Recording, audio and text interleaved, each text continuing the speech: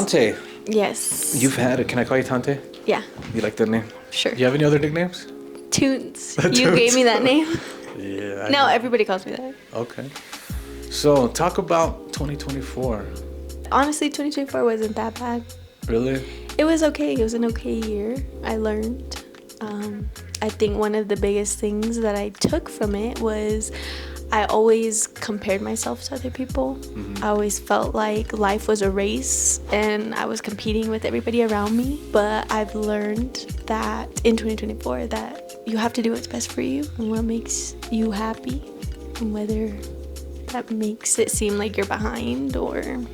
Was that the most valuable lesson you learned in 2024? I truly believe that was the most valuable lesson that I learned. For example, I was going to school. I got my associate's degree in elementary education. And... Congratulations. Thanks. I think I got that in 2024. Yeah. Did I?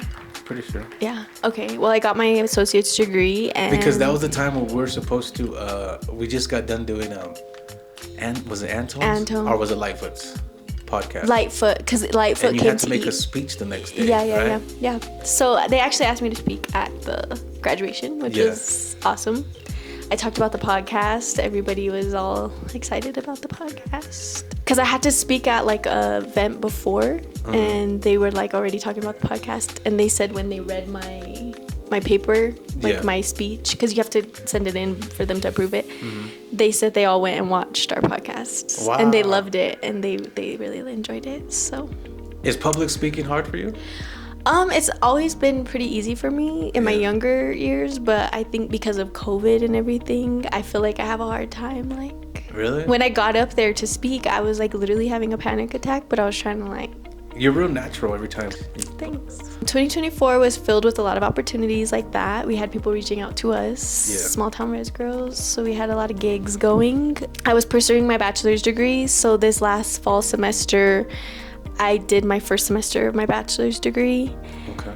And I was miserable the entire time. I shout out to you teachers, but it's just not for me, and I realized that. And I realized that I was just getting this degree to get a degree to say that I have a degree. It wasn't really what I wanted.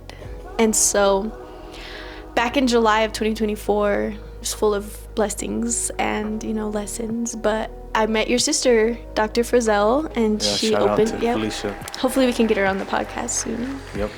But I got a job with her office, and I was working as a receptionist there. I learned a lot. And she told me, as time goes on, I'll start bringing you to the back to learn the dental assistant part.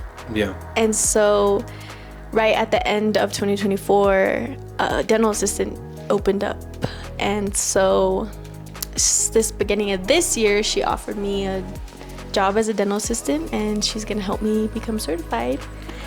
Congratulations. And thanks. And it really helped me open my eyes to what I really want to do. And when I first got out of high school, my junior, senior year, I started thinking about hygiene school, dental hygienist, the people that clean your teeth.